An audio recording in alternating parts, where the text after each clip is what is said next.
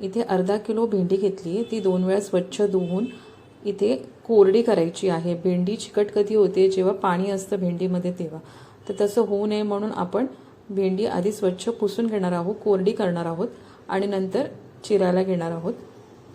शक्यतो भेंडी ताजी आणि कवळीच घ्या, तेव्हाच चव येणार आहे भेंडीच्या भाजीला।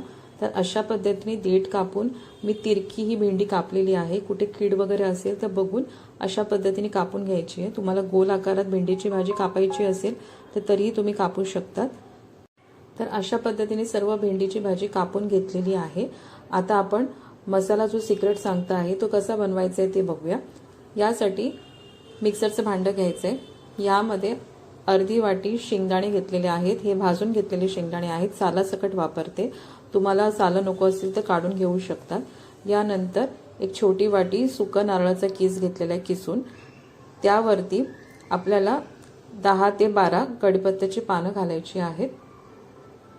नंतर 7 ते 8 लसूण पाकळ्या घ्यायच्या आहेत आणि इंच आलं कापून घालायचं आहे।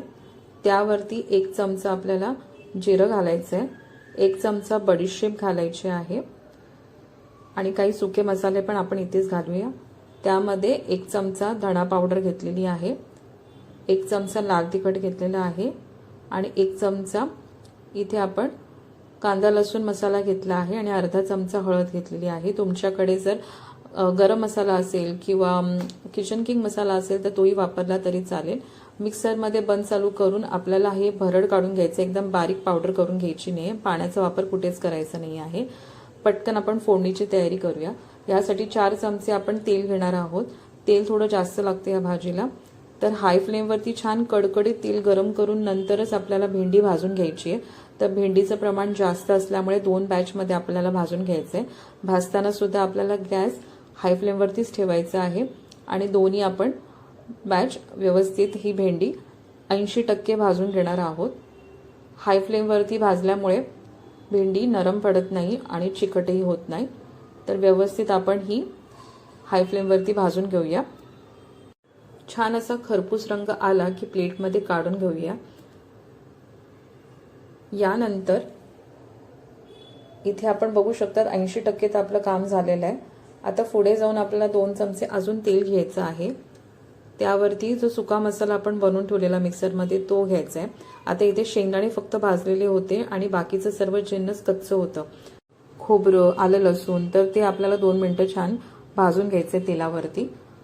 तर तुम्हाला इथे फोडणी घालायची असेल तर जिऱ्याची फोडणी घालून नंतर त्यावरती हा मसाला घालू शकतात। तर 2 मिनिटं आपल्याला छान हे परतून घ्यायचं आहे मसाला। 2 मिनिटं परतून झाला की यामध्ये चवीनुसार आपल्याला मीठ घालायचं आहे।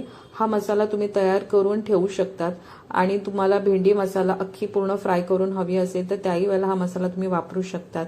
भरली भेंडी, भरलेलं वांग किंवा शिमला मिरचीमध्येही तुम्ही ह्या स्टफिंगसाठी वापरू शकतात।